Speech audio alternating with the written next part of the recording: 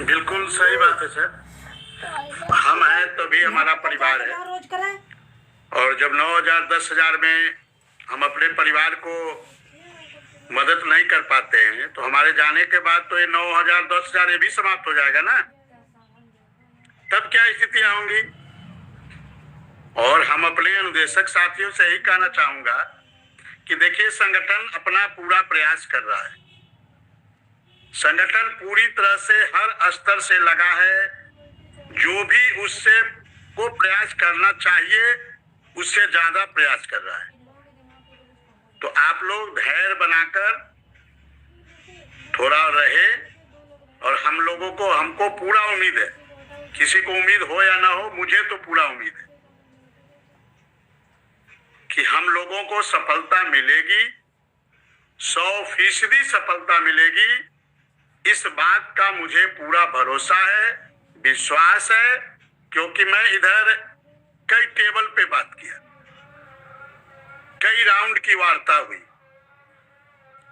और जिस प्रकार से पहले यही अधिकारी एक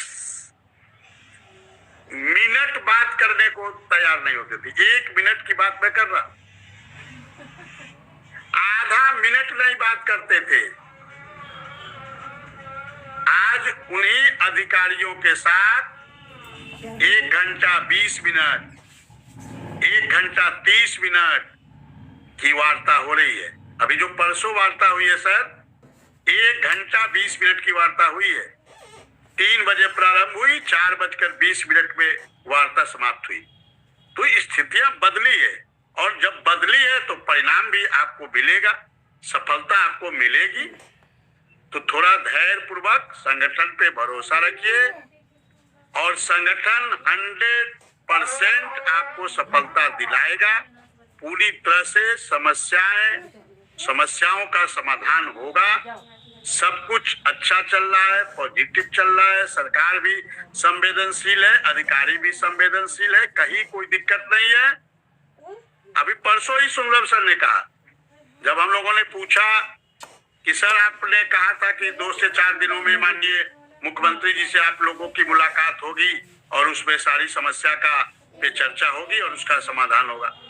उन्होंने कहा हाँ हमने कहा था, और चूंकि इधर विधानसभा का सत्र प्रारंभ हो गया तो मैंने फिर समय मांगा है। ये सुंदरम जी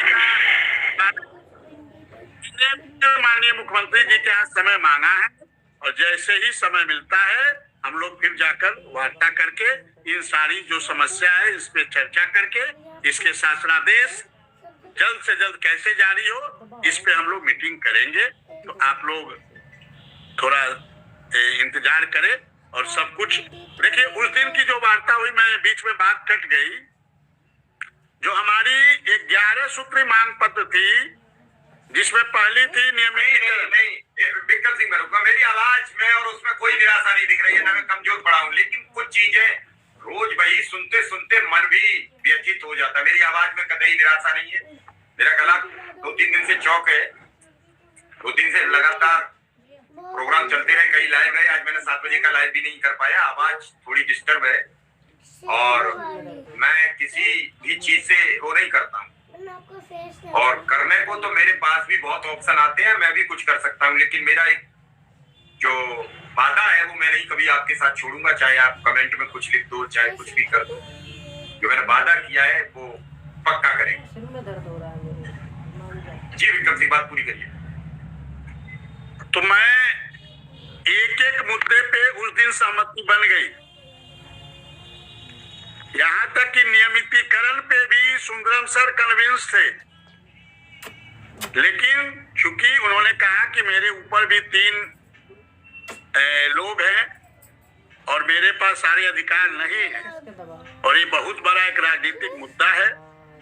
आयुष्मान पे कन्विंस हो गए, ईपीएफ पे कन्विंस हो गए, और महिला अंतर जनपदीय ट्रांसफर तो हम लोग सपनों में भी नहीं सोचते थे। अधिकारी इसको छूना, वही है ना, जैसे अनुदेशक को कोई चिमटे से छूना पसंद नहीं करता था, उसी प्रकार से हम लोग जब मांग पत्र लेकर जाते थे, अपना डिमांड लेकर जाते थे, और उसमें लिखा होता था अंतर जनपदीय ट्रांसफर, अधिकारी कहते थे कि संविदा कर्मियों का कभी कहीं अंतर जनपदीय ट्रांसफर होता है क्या? तो इस प्रकार की बातें होती थी। लेकिन आज वही सुंदरम सर की देन है। आज वही सुंदरम सर डीजी मैडम को फोन करते हैं और कहते हैं कि अंतर जनपदीय ट्रांसफर इनका होना चाहिए महिलाओं का, और आप इस पे प्रस्ताव बनाकर लाइए। सुंदरम सर की यही खासियत है, ऑन स्पॉट जो भी जिम्मेदार होता है तुरंत उनको फोन लगवाते हैं। तो उन्होंने वहीं से बैठे बैठे डीजी मैडम को कहा। तो इस प्रकार से जब बातें हो तो आप समझ सकते हैं कि कितनी पॉजिटिविटी चल रही है। इससे पहले इतनी बातें नहीं होती थी। तो वही मैं कह रहा हूं अनुदेशक साथियों से, किसी को भरोसा हो या ना हो, मुझे 100% भरोसा है कि उत्तर प्रदेश के अनुदेशकों का भला होगा। या मैं जिम्मेदारी पूर्वक आपके चैनल पे बोल रहा हूं, क्योंकि मुझे भरोसा है, मुझे विश्वास है, क्योंकि मैं उन टेबल पे बैठा हूं, उस टेबल पे टेबल टॉक किया हूं।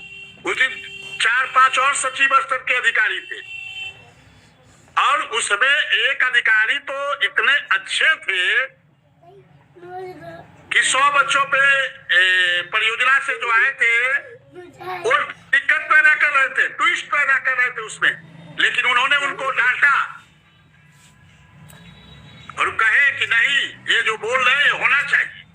जब मैंने कहा कि सर ट्रांसफर में उन्हीं विद्यालय को खोले गए हैं, हमने कहा 2 बार ट्रांसफर हुए हैं सर। एक बार 2019 में हुआ था, जो कई जनपदों में कोरोना की चपेट में चला गया, और एक अभी हुआ है, लेकिन फिर भी 2 बार होने के बाद भी हमारे अनुदेशक विक्रम सिंह, इसमें कुछ लोगों के फोन आ रहे हैं कि हमारा नहीं हुआ, जहाँ जहाँ हमने भरे थे वो सब स्कूल भर गए। क्या इसका भी कोई सॉल्यूशन निकलेगा या कि नहीं? सर, जब एक ही विद्यालय में 2 लोग भरेंगे तो एक ही का होगा ना। तो ये तो बट नेचुरल सी बात है। लेकिन मैं उन अनुदेशक साथियों से भी कहना चाहूंगा, आपके लिए भी बात हो गई है, जिनका मैंने सुंदरम सर से कहा कि सर एक बार आप ट्रांसफर पूरी तरह से खोल दीजिए, जो जहां जाना चाहे चला जाए, और इसके बाद मैं कभी ट्रांसफर की बात नहीं करूंगा। मैंने उनके सामने इस बात को कहा कि एक बार सर हमारे अनुदेशक साथी जो जहां जाना चाहे भेज दीजिए सर, उसके बाद ट्रांसफर का जिक्र, ट्रांसफर की चर्चा हम कभी आपसे करेंगे ही नहीं सर। और जो 100 बच्चों, हमने कहा सर 2 बार ट्रांसफर हुए हैं सर, लेकिन आज तक भी हमें लगता है मात्र 30 से 40% लोगों को सफलता मिल पाई है। उन्होंने कहा कि इसमें दिक्कत क्या आई?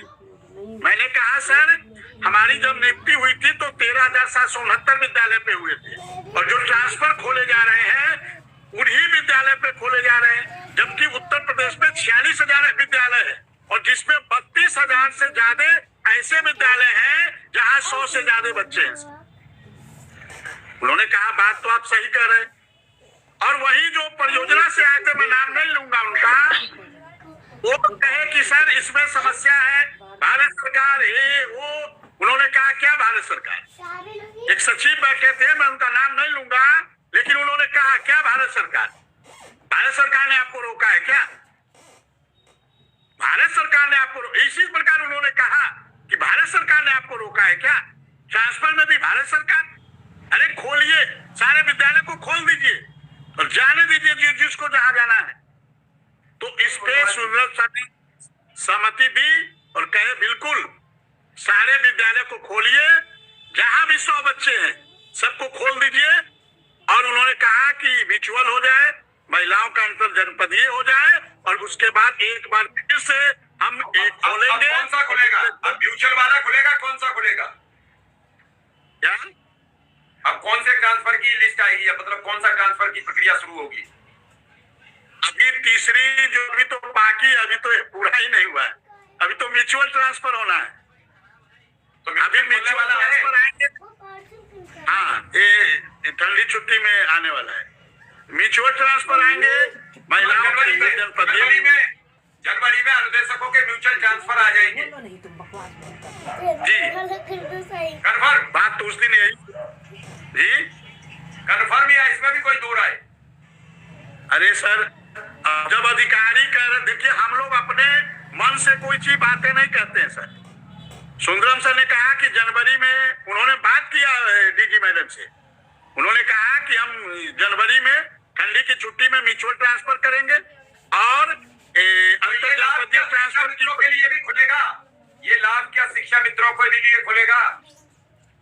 शिक्षा मित्रों के ट्रांसफर होंगे, उसमें पुरुष और महिला दोनों के होंगे। महिला के अंतर जनपदीय होंगे, मतलब जहां जिसका ससुराल है वहां होंगे, और पुरुष के जिले के अंदर होंगे।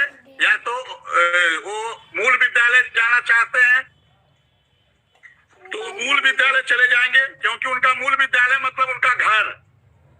मूल विद्यालय जो पुरुष शिक्षा मित्र है उसका मूल विद्यालय मतलब वो घर चला जाएगा। चलिए, और महिला शिक्षा मित्र विकास जी की भी थोड़ी बात सुन ले, क्योंकि विकास जी, उम्मीद है कि अब आपका परिवार इकट्ठा हो जाएगा। ऐसी कुछ चर्चा सरकार में